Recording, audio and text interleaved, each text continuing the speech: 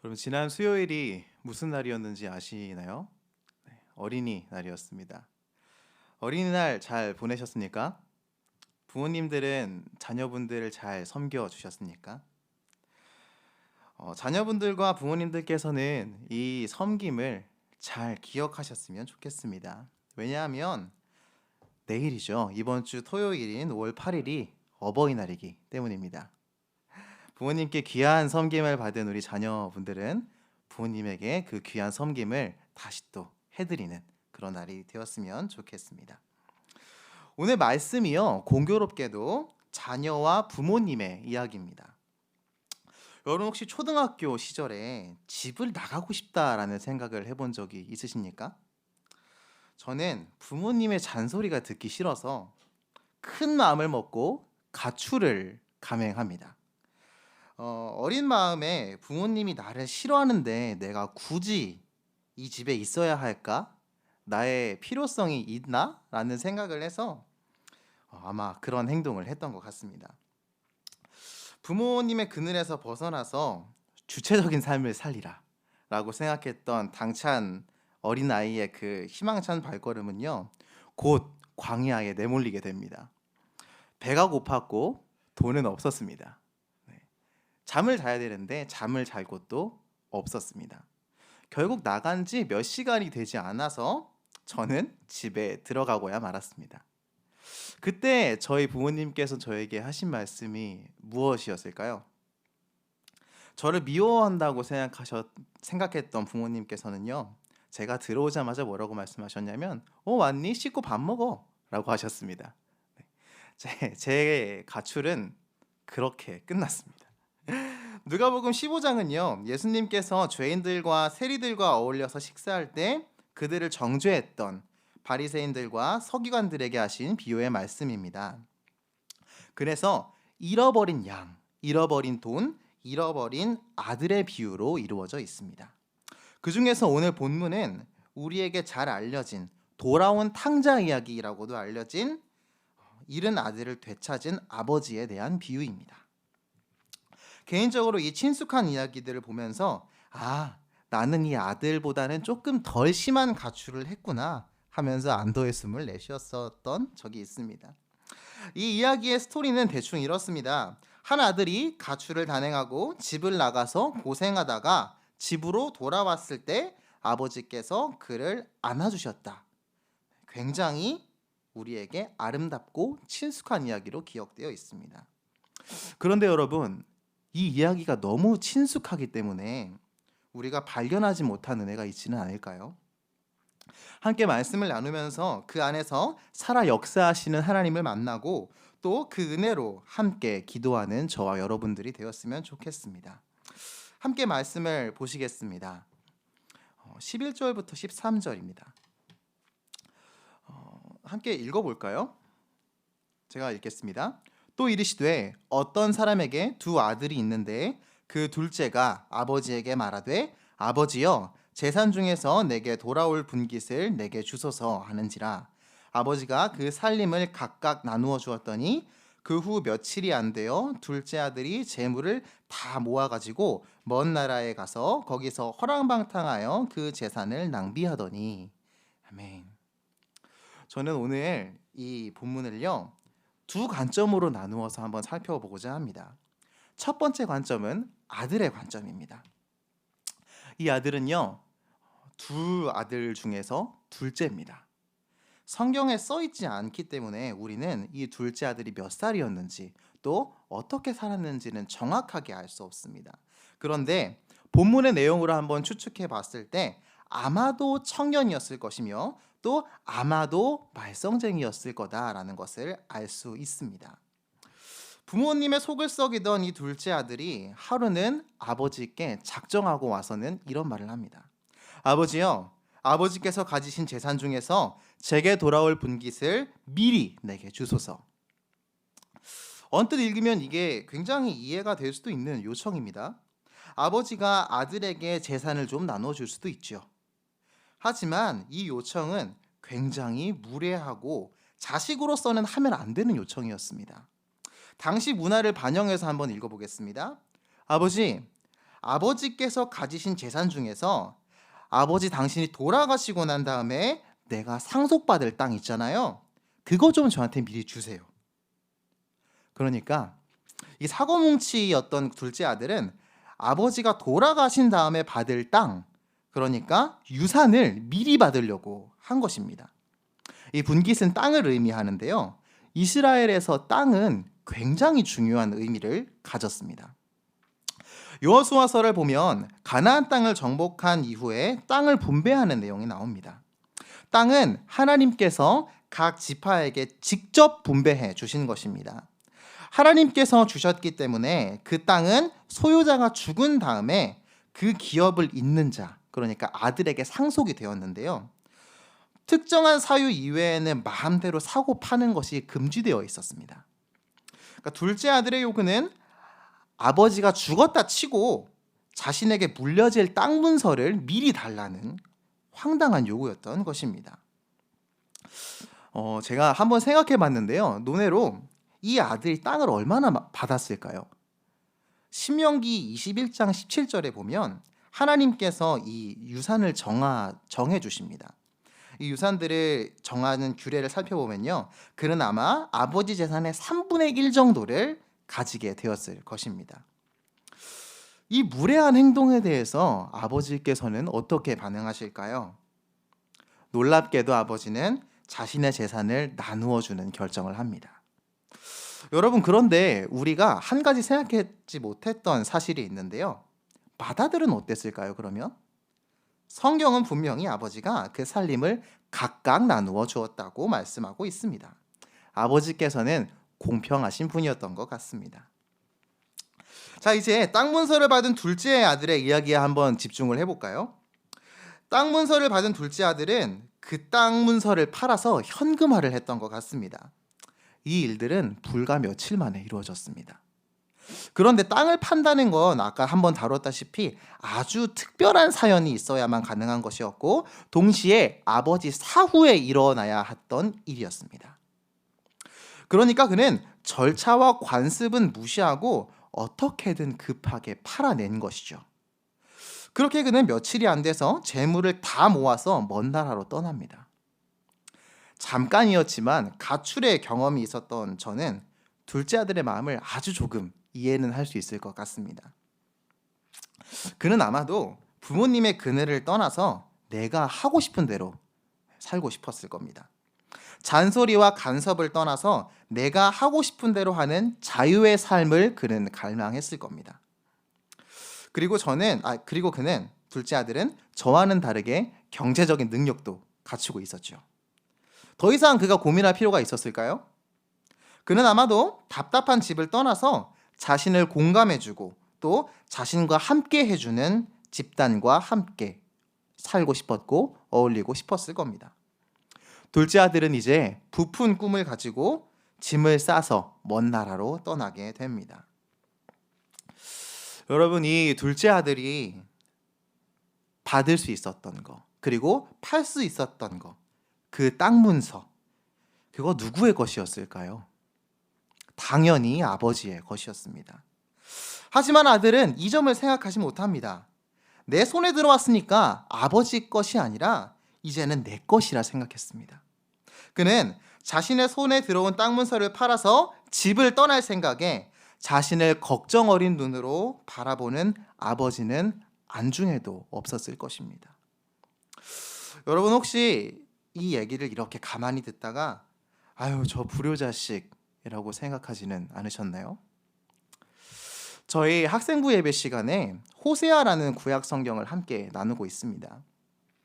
이스라엘 선지자였던 호세아는요, 하나님의 명령으로 음란한 여인이었던 고멜을 아내로 맞아들입니다.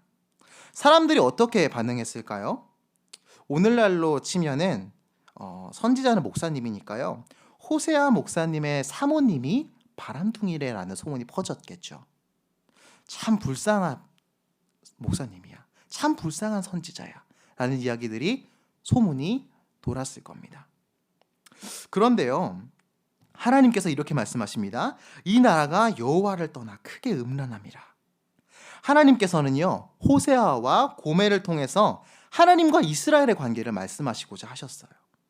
이스라엘 백성들은 호세아와 고멜의 부부 생활을 통해서 자신의 상태를 보게 되었습니다. 둘째 아들의 이야기를 들으면서 우리가 마냥 이 불효자식을 욕할 수 없는 이유가 여기 있습니다. 여러분, 우리는 이 둘째 아들을 향해서 마음껏 혀를 차면서 불효자식이라고 욕할 수 있을까요? 저와 여러분은 하나님의 사랑이 또 그 말씀이 부담이 되어서 하나님으로부터 벗어나고 싶은 생각이 든 적은 없으십니까? 본래 하나님의 것이었던 우리의 물질이나 우리의 달란트나 우리의 시간을 가지고 이게 우리 것이라고 생각해 본 적은 없으십니까? 내가 누리고 있던 것들이 이거 내가 잘해서 이거 내가 쌓아와서 내가 노력해서 얻은 거라고 생각해 보신 적은 없으십니까? 혹시 하나님께서 우리에게 주신 것을 팔아서 얻은 것으로 하나님의 품을 떠나서 먼 나라를 향해 신나게 가고 있지는 않으십니까? 우리는 우리의 삶에서 무언가 얻었을 때, 그러니까 하나님께서 우리에게 은혜를 주셔서 우리의 삶이 조금 평안해졌을 때를 조심해야 합니다. 우리는 둘째 아들과 조금도 다를 것이 없기 때문입니다. 우리의 타락한 본성은 하나님으로부터 멀어지려 하는 악함이 있습니다. 때문에 우리가 조금만 긴장을 늦춰도, 조금만 평안해져도 눈앞의 즐거움을 쫓아서 그 즉시 하나님을 잊어버리게 되는 것을 경험합니다. 그렇게 되고 나면 우리의 삶은 어떻게 됩니까? 둘째 아들의 삶에서 볼 수 있듯이 아버지와 그 가정의 사랑이 잔소리와 간섭처럼 느껴지게 됩니다. 그리고 집을 나가서 편하게 살고 싶은 생각이 듭니다. 아버지의 그늘을 벗어나면 내가 하고 싶은 것들은 무엇이든지 할 수 있겠지. 하나님의 그늘을 벗어나면 내가 하고 싶은 건 마음대로 할 수 있겠지 하는 생각이 들게 됩니다. 이때 우리가 명심해야 될 게 있는데요. 우리는 전도서의 말씀처럼 이때 우리를 창조하신 아버지 하나님을 기억해야 합니다. 우리가 본래 하나님의 것이며 내가 손에 쥔 것이 아니라 하나님의 것임을 알 때 우리는 비로소 헛된 생각을 버리고 그것을 은혜로 여기며 허랑방탕한 데 쓰지 않고 비로소 하나님의 영광을 위하여 쓸 수 있을 것입니다. 여러분, 또 하나 은혜를 누릴 수 있는 부분이 있는데요. 아버지의 재산은 세상 돈으로 환산하면 그 기간이 얼마만큼일지는 모르겠지만 둘째 아들이 흥청망청 쓸 정도로 많았던 것을 봅니다. 아들에게는 아까 이야기했다시피 3분의 1밖에 주어지지 않았는데도 말입니다.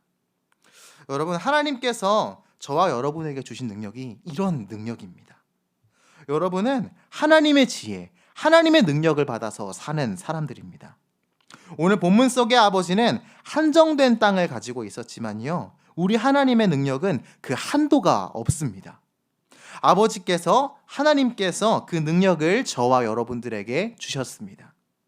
우리는 그 능력을 감사함으로 받아서 마음껏 누리되 낭비하지 않고 허랑방탕하지 않고 하나님의 영광을 드러내는 삶을 살았으면 좋겠습니다. 이제 14절부터 19절로 넘어갑니다. 둘째 아들이 먼 나라로 떠납니다. 한번 말씀을 읽어볼까요? 14절부터 19절입니다. 제가 읽겠습니다. 다 없앤 후 그 나라에 크게 흉년이 들어 그가 비로소 궁핍한지라. 가서 그 나라 백성 중 한 사람에게 붙여 사니 그가 그를 들로 보내어 돼지를 치게 하였는데 그가 돼지 먹는 쥐염 열매로 배를 채우고자 하되 주는 자가 없는지라. 이에 스스로 돌이켜 이르되 내 아버지에게는 양식이 풍족한 품꾼이 얼마나 많은가. 나는 여기서 주려 죽는구나. 내가 일어나 아버지께 가서 이르기를 아버지, 내가 하늘과 아버지께 죄를 지었사오니 지금부터는 아버지의 아들이라 일컬음을 감당하지 못하겠나이다. 나를 품꾼의 하나로 보소서 하리라 하고. 아멘. 둘째 아들이 먼 나라로 떠나서 잘 살았나요? 그곳에서 아들은 아버지의 재산을 다 낭비해 버립니다. 그리고 설상가상으로 이 나라에는 흉년이 들어버리죠. 한 가지 재미있는 사실은 그가 궁핍해졌다는 설명에 비로소라는 말이 들어간다는 겁니다. 성경은 마치 그가 궁핍하기를 기다린 것 같습니다. 마치 하나님께서 예정하셨던 것처럼요. 2주 전의 일입니다. 아마도 제 SNS를 팔로우하고 계신 분들은 아시겠지만 제가 열심히 준비해 놓은 설교 파일이 통째로 지워진 일이 있었습니다. 프로그램으로 새벽 3, 4시까지 열심히 썼던 설교 원고였습니다. 설교를 써놓고 저는 고생했다. 이 정도면 내가 설교할 수 있겠다. 라는 생각을 가지고 잠을 청했습니다. 그리고 아침에 일어나서 주일에 설교 원고를 체크하려고 프로그램을 켰는데 갑자기 모든 기능이 멈추더니 내용이 사라져 버렸습니다. 자동 저장이 되고 동기화까지 되어버리는 최신화된 프로그램이었기 때문에 더욱이 저는 망연자실할 수밖에 없었습니다. 하나님, 저한테 왜 그러시는 겁니까? 제가 뭐 잘못했습니까? 저 이제 어떤 설교하죠? 그렇게 낭망하던 저한테 딱 하나의 생각이 스쳤습니다. 내가 이때에서야 하나님을 찾는구나. 비록 원고는 다 날아갔지만 그때 비로소 저는 하나님을 바라보게 되었습니다. 제가 열심히 준비한 원고를 바라보던 제가 그 원고를 쓰게 하신 하나님을 바라보게 된 것입니다. 물론 그 은혜로 말미암아서 설교 또한 무사히 마칠 수 있었습니다. 하나님 감사합니다. 그렇다면 광야로 내몰린 아들은 어떤 선택을 하게 될까요? 제가 그랬듯이 아버지께 돌아갔을까요? 물론 아들은 이때 집으로 돌아갈 생각을 아마 한 번쯤은 해봤을 겁니다. 돈도 없고 흉년이 들어서 먹을 것도 없고 별다른 기술도 없으니 먼 타지에서 이 둘째 아들이 혼자서 살아갈 수 있는 방법은 없었습니다. 그런데 이 둘째 아들은 일거리를 찾아보자는 선택을 합니다. 이 둘째 아들이 왜 집으로 돌아가지 못했을까요? 첫 번째는 무슨 낯짝으로 돌아갈 생각을 했겠냐는 겁니다. 그리고 두 번째는 아직은 자신이 해결할 수 있는 상황이라고 생각했을 겁니다. 실제로도 그는 직업을 구하는 데 성공합니다. 그런데 여러분, 그 직업이 돼지치기였습니다. 여러분, 돼지가 유대인들에게 어떤 짐승인지 아십니까? 돼지는 유대인들에게 있어서 굉장히 혐오스럽고 부정한 짐승이었습니다. 하나님께서 레위기 11장을 통해서 이스라엘에게 정한 짐승과 부정한 짐승을 정해주십니다. 이걸 먹으면 괜찮고 이걸 먹으면 너희가 죄를 범하는 그런 규례들을 정해주세요. 그런데 이 부정한 짐승 중에서 돼지가 있습니다. 유대인들은 그렇기 때문에 돼지를 키울 필요도 없었고 가까이 하지조차 않았습니다. 유대인이었던 그가 돼지를 치는 돼지치기까지 했다는 것은 이미 그의 삶이 처절히 무너졌다는 것을 의미합니다. 그는 유대인이라는 자신의 정체성까지 버려가면서 살기 위해 처절하게 몸부림쳤습니다. 그런데 여러분, 이렇게 해서 그의 삶이 해결되었을까요? 그가 좀 살만해졌을까요? 안타깝게도 그렇지 못한 것을 봅니다. 그는 그저 겨우 잘 꽃 하나를 얻었습니다. 그가 밥을 온전히 먹을 수 있었을까요? 밥도 먹지 못했습니다. 그는 돼지가 먹는 쥐염 열매로 배를 채우고자 한 겁니다. 유대인이었던 그가 부정한 동물인 돼지가 먹는 먹이까지도 먹으려고 했던 것입니다. 하지만 더 슬픈 건요, 그마저도 주는 자가 없었다고 합니다. 최소한의 인간으로서의 존엄성, 그 존엄성마저 잃은 그는 절망합니다. 여러분, 근데 과연 이 절망이 절망일까요? 이 절망의 순간에 그에게 비로소 떠오른 존재가 있었습니다. 아무것도 할 수 없는 그 순간에 그에게 떠오른 존재는 바로 아버지의 집이었습니다. 그리고 뒤이어서 아버지의 집에서 가장 낮은 대우를 받고 있는 하인들이었습니다. 여러분 지금 이 생각을 하고 있는 이 하인들을 생각하고 있는 사람이 누구지요? 아버지의 아들입니다. 그는 더 이상 견디지 못하고 아버지의 집을 향해서 가고자 합니다. 많은 사람들이 이 부분에서 아들은 회개를 하고 돌이켜서 아버지의 집으로 향했다라고 이야기합니다. 하지만 저는 조금 다르게 생각해 봅니다. 아들이 이 말을 총 2번 합니다. 아버지에게 돌아가서 내가 아버지 아들로는 부름을 받지 못하겠으니 품꾼이 되겠습니다 라는 말을 총 2번 합니다. 여러분 그가 첫 번째 했던 말들을 한번 잘 살펴보십시오. 아버지께 가서 이르기를 이라는 말로 시작합니다. 다분히 상황을 어떻게 모면하기 위해서, 어떻게 해결하기 위해서 방향성을 찾는 것 같지는 않으십니까? 그는 아버지의 집으로 돌아갈 때 아들로 돌아가는 게 아니었습니다. 그는 자신의 생계를 유지하기 위해서 아버지의 집에 취업하고 싶었습니다. 그에게 있어서 부자 관계의 회복이라는 건 꿈도 꾸지 못할 일이었기 때문입니다.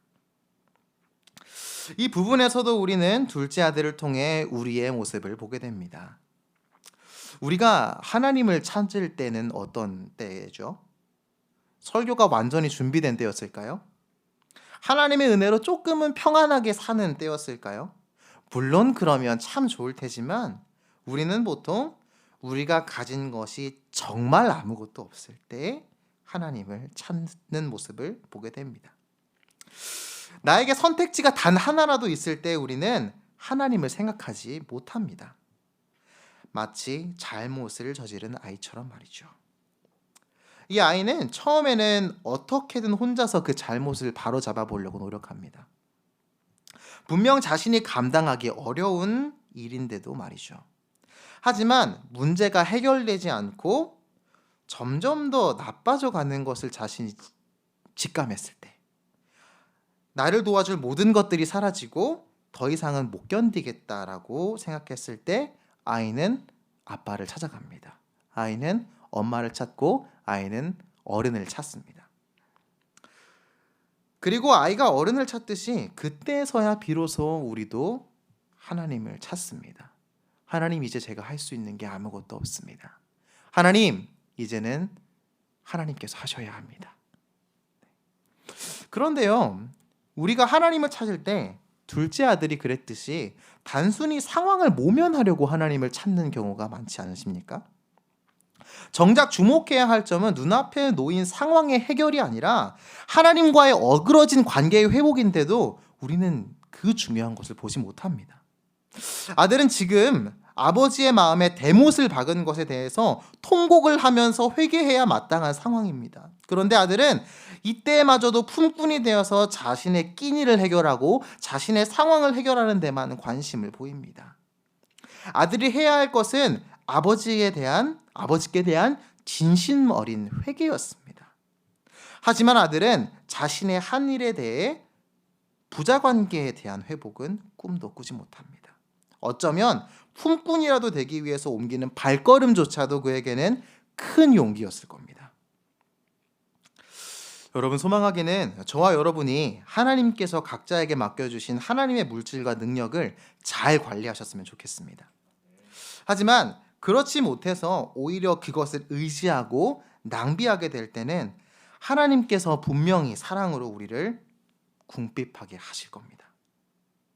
그때 고집 부리지 말고, 그때 상황을 해결할 방법들을 찾지 말고 하나님을 생각하고 하나님께로 돌아가는 은혜가 있기를 간절히 바랍니다. 죄책감에 내가 어떻게든 해결하려는 생각을 버리고 더욱더 어려운 상황 가운데, 우리가 어떻게 할 수 없는 상황 가운데 빠지기 전에 우리 돌아갑시다. 하나님, 내가 품꾼이라도 되겠습니다. 하나님, 나를 긍휼하게 여겨주십시오. 이 모든 것이 당신의 것이었음을 내가 이제는 알았습니다.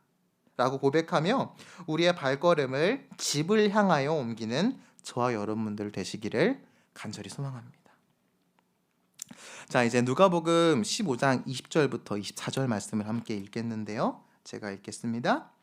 이에 일어나서 아버지께로 돌아가니라. 아직도 거리가 먼데 아버지가 그를 보고 측은히 여겨 달려가 목을 안고 입을 맞추니 아들이 이르되 아버지 내가 하늘과 아버지께 죄를 지었사오니 지금부터는 아버지 아들이라 일컬음을 감당하지 못하겠나이다 하나 아버지는 종들에게 이르되 제일 좋은 옷을 내어다가 입히고 손에 가락지를 끼우고 발에 신을 신기라.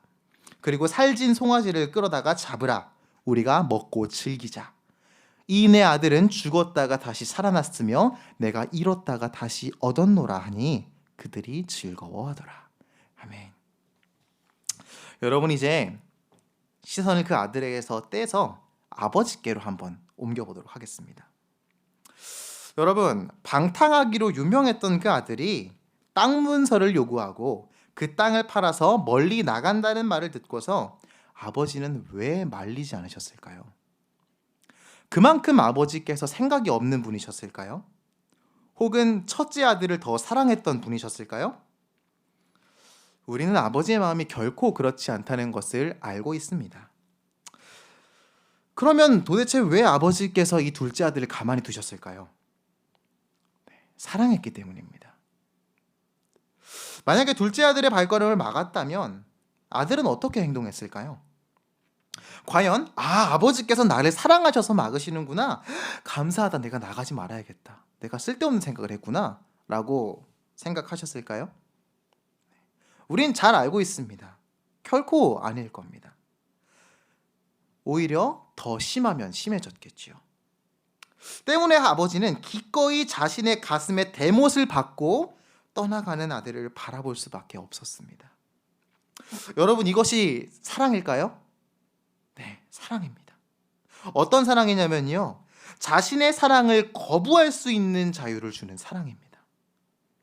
사랑을 속박으로 여긴다면 기꺼이 그 속박으로부터 벗어날 수 있도록 사랑을 베풀어 주시는 겁니다.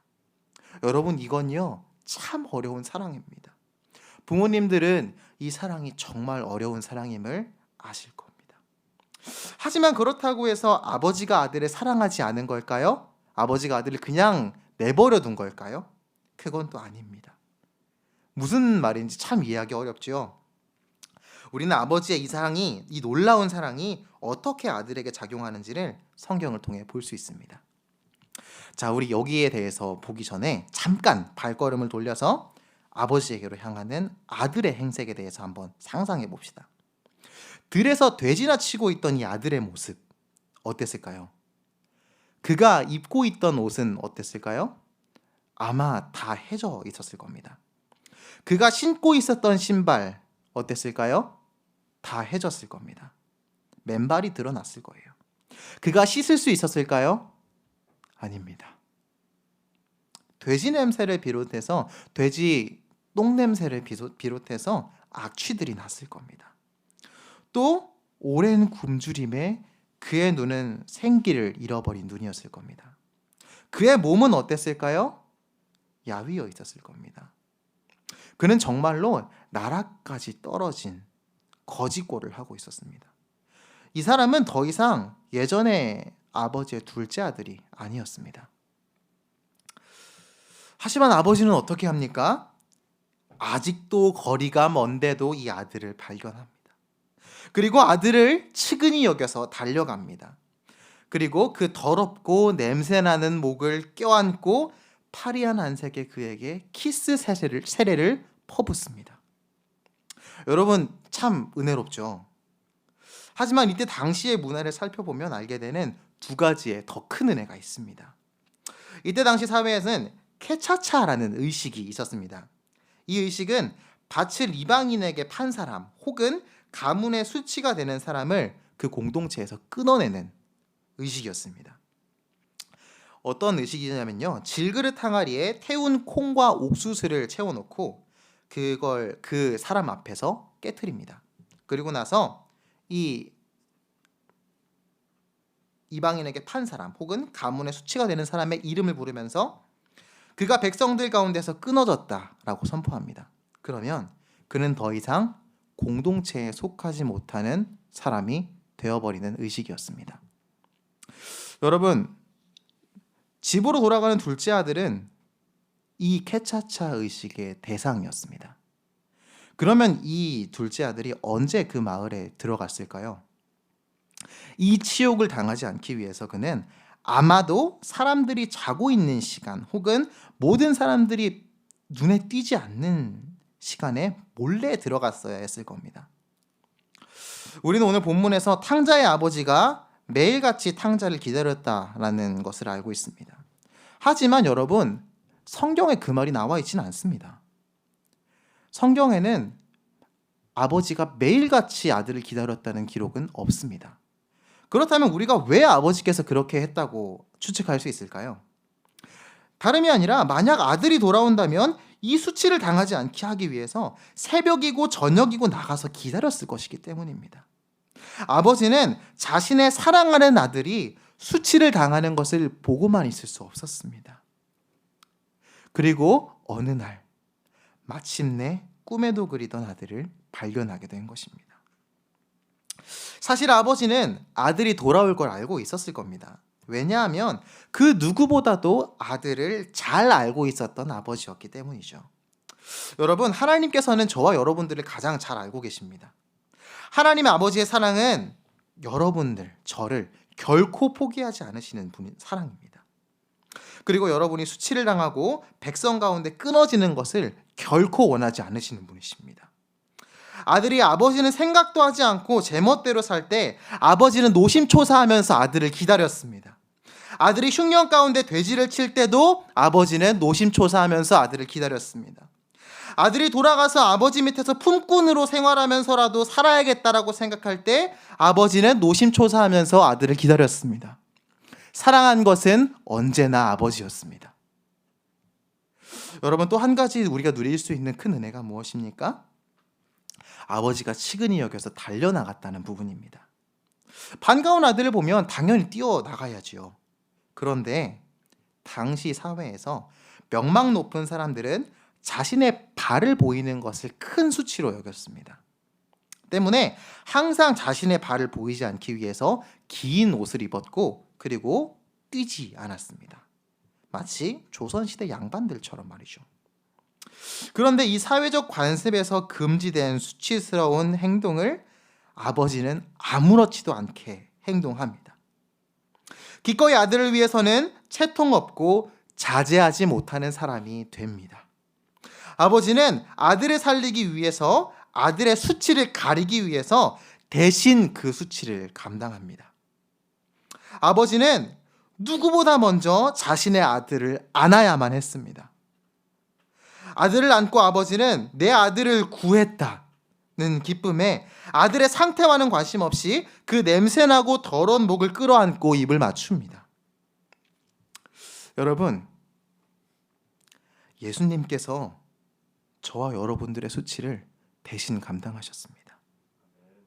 하나님께서 예수님을 통하여 저와 여러분들을 그 누구보다 먼저 안으셨습니다.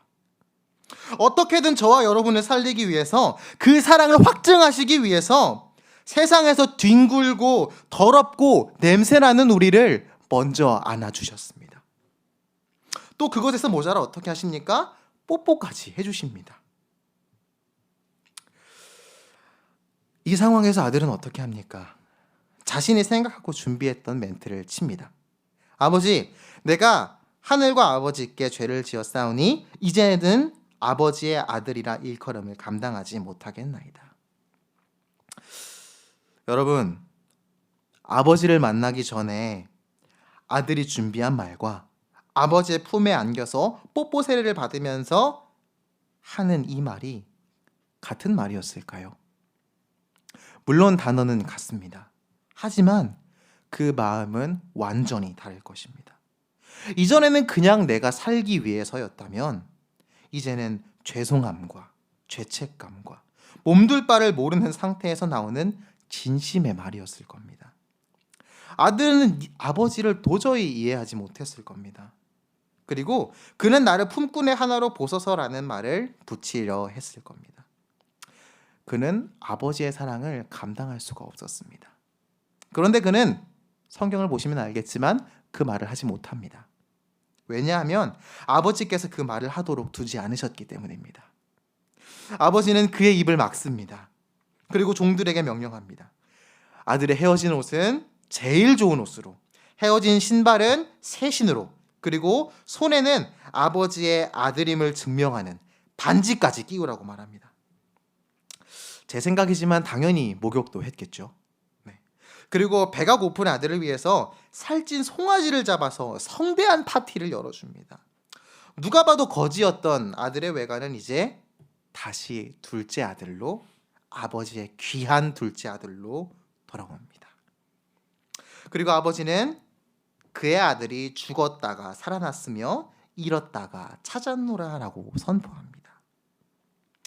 여러분, 탕자 이야기에서 우리가 주목해야 할 것은요, 아들이 돌아온 게 아닙니다.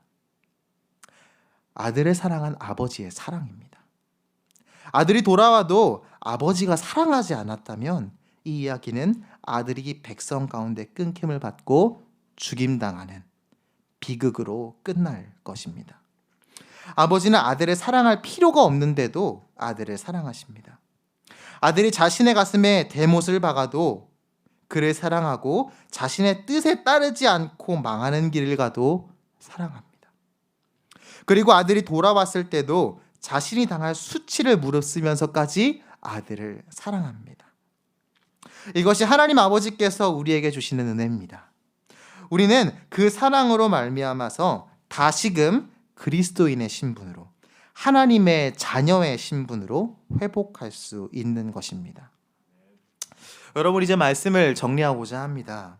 우리에게 친숙한 돌아온 탕자 이야기, 그 속에 아버지와 아들의 이야기를 살펴보았습니다.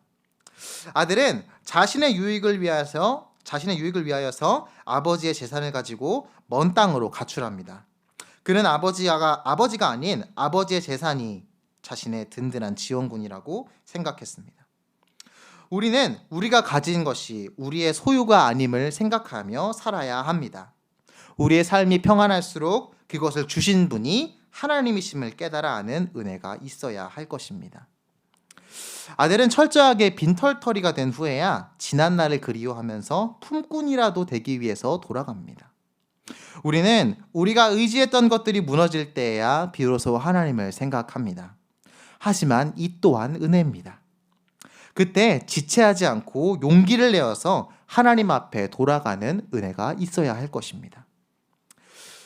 아버지는 자신의 희생으로 아들을 회복시키셨습니다. 아들이 그러하였듯이 하나님 앞에서 우리는 용서받을 만한 특별한 이유가 없습니다. 아버지이신 하나님께서 우리를 용서해 주시지 않으면 우리는 그저 백성 가운데 끊김을 받고 죽어마땅한 죄인들입니다. 하지만 하나님께서 어떻게 하셨습니까? 우리를 긍휼히 여겨주셔서 예수님을 대신 십자가에서 죽이셔서 우리의 죄와 수치를 담당해 주셨습니다. 때문에 우리는 하나님의 자녀의 신분으로 회복할 수 있었습니다. 여러분, 이 비유의 목적은요, 세리와 죄인들도 돌이키기만 하면 하나님께서 받아주신다는 것이었습니다. 오늘 밤뿐만 아니라 우리의 일평생에 하나님께 돌아가는 은혜가 있게 되기를 소망합니다. 삶을 살다 보면 우리는 끝없이 탕자가 되고 싶어하는 유혹에 시달립니다. 하지만 그 가운데 우리가 여전히 하나님의 자녀일 수 있는 이유는 하나님께서 신실하시기 때문입니다. 하나님께서 사랑이 많으시기 때문입니다. 그리고 하나님께서 우리의 아버지이시기 때문입니다. 이 사실을 잊지 않는 저와 여러분들이 되시기를 소망합니다. 함께 기도하시겠습니다.